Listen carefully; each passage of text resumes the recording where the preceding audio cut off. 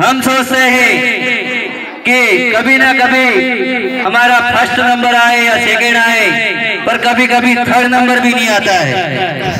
दुख इस बात का होता है क्योंकि हम अभिभावक बच्चों पर ध्यान देने में बहुत ही कम इंटरेस्ट लेते हैं।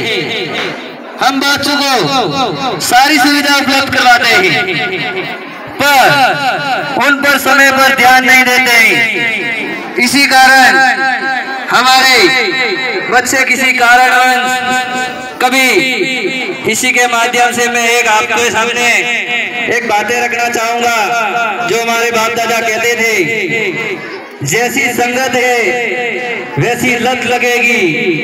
अगर आप किस महाराज के साथ जाओगे तो भक्ति करना सीखोगे, किसी शराबी के साथ जाओगे तो नशा करना सीखोगे, अगर आप कभी शिक्षक के साथ जाओगे तो शिक्षा के क्षेत्र में आगे बढ़ने की कोशिश करोगे, और अगर कोई बिजनेसमैन के पास बैठोगे तो आपको लगेगा क्यों ना मेरे हाथ भी दो है और दो हाथ इस शादी के भी है, क्यों ना मैं इनकी बराबरी कर सकता हूँ।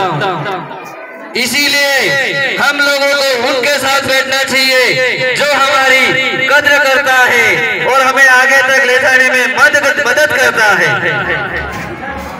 दोस्तों, मेरी बात बहुत कुछ लंबी है, मेरा व्यक्तित्व कुछ कड़वा हो सकता है, किसी को बुरा लग सकता है, पर जो है मैं सत्य कहूंगा।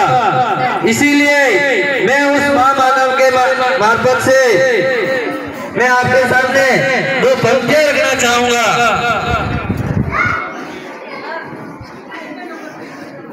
नींद अपनी खोकर जगाया हमें, आंसू अपने गिराकर हंसाया हमें, कभी मत भूलना उस महामानव को जिसे कहते हैं बाबा साहब अम्बेडकर।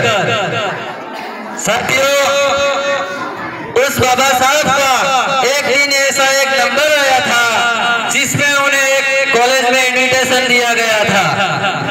दोस्तों, उसी समय बाबा साहब उस कॉलेज में गए, उनका भाषण शुरू किया। उसी समय एक होनहार बालक ने अपनी प्रस्तुति देकर के सामने आकर के बोला कि साहब, आपके साथ में इतना अत्याचार होता है, आपके साथ में दुख दर्द होता है, फिर भी आप हार कैसे नहीं मानते हो? आपको दुख नहीं लगता है क्या? बाबा साहब अम्बेडकर ने बड़ी खुशी से हंसकर बोला, ये बालक, एक रुपया निकाला उसके जेब से और उन्होंने कहा, ये सिक्का अगर कीचड़ में फेंक दो तो क्या इस सिक्के की कीमत कम हो जाएगी क्या? तो उस बालक ने कहा, नहीं साहब, इसकी कीमत तो वो ही रहेगी जो पहले थी। इसीलिए इसी मार्फत से आपको मैं